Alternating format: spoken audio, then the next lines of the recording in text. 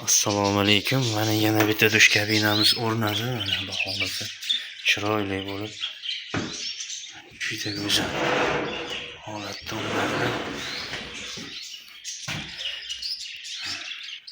Xo'p, firmasi Xitoy Akvabar firma.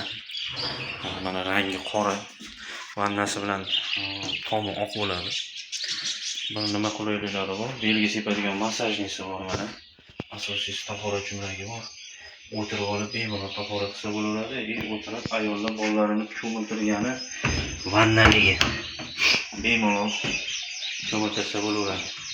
Yoshlarga doim chuqur vannasini tavsiya qilaman. Nimaga? Mana shu qulaylik uchun. Shunda o'tirib olishadi. Bolalarni bemalol vanna qilib cho'miltirsa bo'laveradi. Buni ayollar ko'proq tushunadi. Qo'ldan sepadi, tahoratdan sepadi, qo'ldan sepadi, hop, belga sepadigan massajni tomdan sepadi, to'rt xil sepadi. Mana bu ventilyator, hop, kolonka, mana bu chiroq. Mana ventilyator ishlatib qo'ydik. Shu sovushni qo'yadigani. Juda chiroyli o'rnadi, xudo xolasa.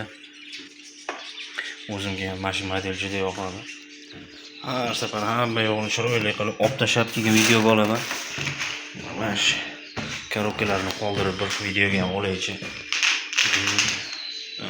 Mana bu oldi korobkasi.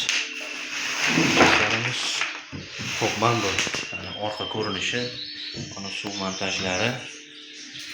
Mana shu yerda ikkita rezva bo'sh qoladi. Issiq suv, sovuq suv. Ikkitani shunday ulansa ishlayveradi. Mana bu taglari kanalizatsiyaga ulab qo'yiladi. Bo'ldi, tamom, xudo xolasa ishlayveradi. Hop, buni zaryadkasi mana bunaqa telefon zaryadkasiga o'xshagan narsa bo'ladi. Rozetka bo'lsa bo'ldi, net qiladi, ishlayveradi.